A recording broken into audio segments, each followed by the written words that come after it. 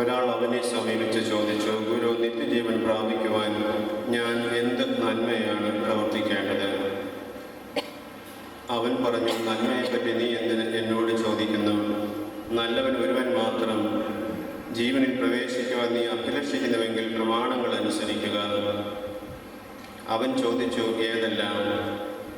യേശു പ്രതിവചിച്ചു, കൊല്ലരുത്, വ്യഭിചാരം ചെയ്യരുത്, മോഷ്ടിക്കരുത്, കള്ളസാക്ഷ്യം നൽകരുത്, പിതാവിനെയും മാതാവിനെയും ബഹുമാനിക്കുക, നിന്നെപ്പോലെ നിന്റെ അയൽക്കാരനെ സ്നേഹിക്കുക.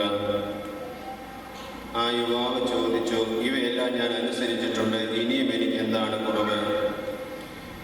യേശു പറഞ്ഞു, നീ പൂർണ്ണനാകാൻ ആഗ്രഹിക്കുന്നുവെങ്കിൽ പോയി നിനക്കുള്ളതെല്ലാം നിന്റെ ദരിദ്രർക്ക് കൊടുക്കുക, അപ്പോൾ സ്വർഗത്തിൽ നിനക്ക് നിക്ഷേപമുണ്ടാകും. പിന്നെ വന്ന് എന്നെ അനുഗമിക്കുക. ഈ വചനം കേട്ട് ആ യുവാവ് സങ്കടത്തോടെ തിരിച്ചുപോയി. അവന് വളരെയേറെ സമ്പത്തുണ്ടായിരുന്നു.